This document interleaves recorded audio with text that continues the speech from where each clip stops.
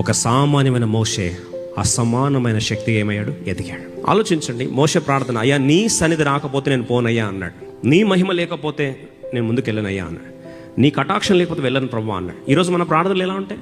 మనం ఎప్పుడు కూడా దానము కొరకే ప్రార్థన చేస్తాం, కానీ దాత కొరకు ప్రార్థన చేయం.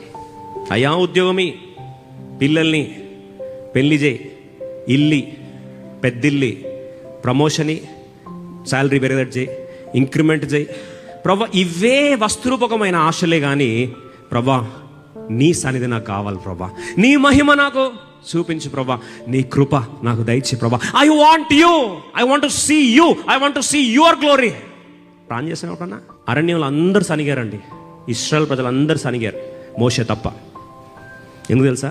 మిగతా వాళ్ళందరూ ప్రార్థన చేసింది వస్తురూపకమైన ఆశీర్వాదాల కొరకే కానీ, దానము కొరకే కానీ, దాత గురించి ఎప్పుడు ప్రార్థన చేయలే. కానీ మోషే దానము గురించి ప్రార్థన చేయలేదు. దేని గురించి ప్రేయర్ చేశాడు? దాత గురించి ప్రార్థన చేశాడు. ప్రభా నువ్వు నాకు కావాలి, నీ మహిమ నాకు కావాలి. అందుకొరకే మోషే అందరిని పోషించే పోషకుడు అయ్యాడు, మిగతా వారందరూ పోషించబడేవారయ్యారు. డిఫరెన్స్ అర్థమైందండి? దాతను కోరేవారు పోషిస్తారు, దానము కోరేవారు పోషించబడతారు. ఈ ప్రత్యక్షత మనం మార్చునుగాక.